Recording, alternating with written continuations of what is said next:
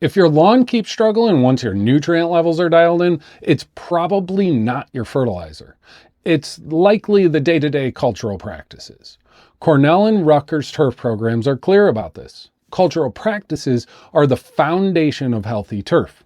Fertilizer, weed control, and pest treatment, those are really just your support systems. If you don't know the difference, lawn care will always feel inconsistent. So when we build programs for New York cool season lawns, we follow university-backed turf science principles directly from Cornell and Rutgers primarily. And the hierarchy always stays the same. Cultural practices first, nutrient management second, and targeted pest control third. And that order matters more than you'd think. So what are cultural practices? Cultural practices are the routine management decisions that shape turf growth, soil health, and how well the lawn handles stress. They're not products, they're habits and management choices, and they directly influence how efficiently your lawn uses fertilizer and handles weed pressure, disease risk, and even insect vulnerability. Lawn treatments simply support turf, and cultural practices create the conditions for turf to thrive. Mowing management. Your mowing height and mowing frequency control turf density and root depth. For cool season lawns, mowing a little higher increases shade at the soil surface, which helps reduce the weed seed germination. Mowing too short stresses the plant and it makes it more vulnerable. You don't need to overthink the mechanics. Just remember this. Your mowing habits either help your fertilizer and weed control or they work against them.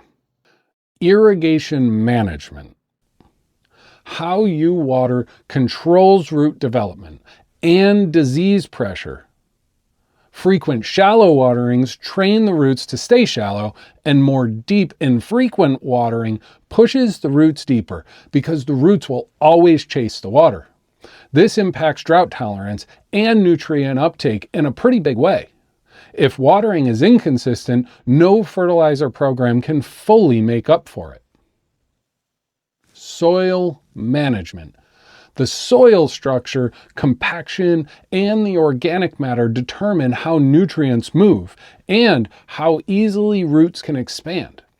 Cultural practices here include things like soil aeration and organic inputs, which are two practices that we manage, but also managing traffic compaction, which is something we just don't have any control over. When the soil is compact, nutrient efficiency drops and weed pressure often climbs because the desirable turf just can't compete. And finally, traffic and use patterns.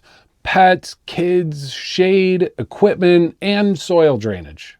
Your lawn's microenvironment matters. Every lawn has a different stress load, so cultural practices have to match that reality. This is why cookie cutter advice just won't hold up. Here's the big takeaway. If two homes get the exact same fertilizer and weed control program, but one has strong cultural practices and the other doesn't, they won't get the same results. And that's not a product issue, it's a management issue. Some homeowners mow their own lawn themselves, some hire a mowing company. Some water by hand, and some have irrigation systems. But no matter who is doing it, it still has to be done correctly. So what's the difference between treatment services and cultural practices? Treatment services usually include fertilization, weed control, insect management, and fungicide applications. These are scheduled, regulated, and professionally applied according to the label, and New York State guidelines, of course. And cultural practices are the ongoing behaviors that happen from week to week. Now for your role as the homeowner. This part matters even if you hire a professional lawn treatments company.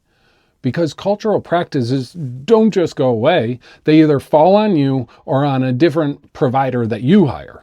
Our job isn't to just apply treatments, our job is to guide you consistently based on your soil, your shade, and your sunlight patterns, and your lawn's usage and traffic, your watering setup and consistency, and your time and budget.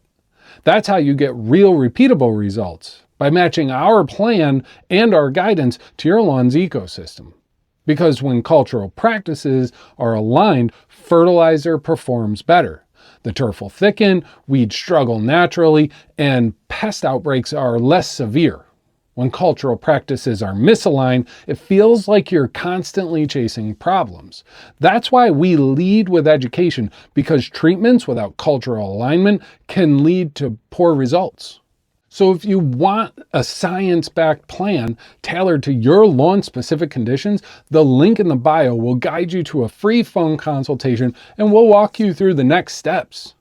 And don't forget to subscribe to our YouTube channel for more fun facts, busted myths, and practical advice.